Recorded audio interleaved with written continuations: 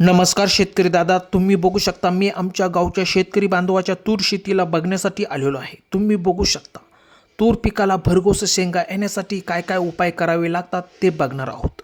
शेतकरी मित्रांनो, असेच शेतीविषयक नवनवीन व्हिडिओ बघण्यासाठी चॅनलला जर सबस्क्राइब केलेले नसेल तर चॅनलला सबस्क्राइब करा। तर चला जाणून घेऊया।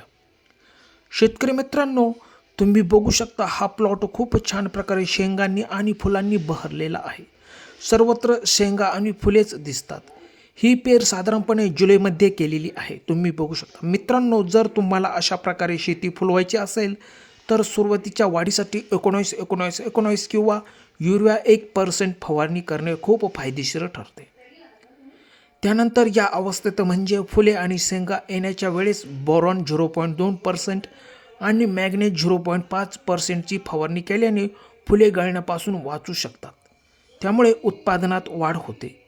शेतकरी दादा, शेंगा भरण्याच्या काळात तुम्ही 052-34-75 ग्रॅम आणि चिलेटेड अन्नद्रव्य 15 ग्रॅम प्रतिपंप फवारणी करावी। शेतकरी दादा, स्फुरत फुलधारणा व दाणे तयार होण्यासाठी आणि पालाश दाणे भरघोस होण्यासाठी तुम्ही वापरू शकता। तुम्ही बोरॉन व सल्फर यांचाही प्रामुख्याने वापर करू शकता। मित्रांनो, तुम्ही बघू शकता खूप छान प्रकारे योग्य अंतरावर लागवड करून नियोजनबद्ध शेती केलेली आहे। शेतकरी दादा, तूर शेती फुलवण्यासाठी औषध फवारणी ही तितकीच महत्त्वाची असते। तुम्ही तूर पिकावरील अळी, शेंगा पोखरणारी कीड आणि फुलधारणेसाठी विविध कीटकनाशकांची फवारणी करावी, जेणेकरून तूर पिकाला कोणताही रोग जडणार नाही आणि उत्पादनात आपल्या वाढ होईल।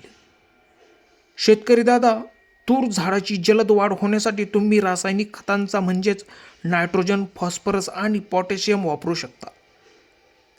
मित्रांनो, जमीन ही पाण्याचा निचरा होणारी असणे खूप फायदेशीर ठरते। शेतकरी दादा, तुम्हाला भेटून खूप छान वाटले। तर शेतकरी मित्रांनो, तुम्ही बघू शकता आम्ही या शेतकऱ्याची खूप छान प्रकारे अशी मुलाखत घेतलेली आहे। त्यांना भेटून खूप छान वाटले।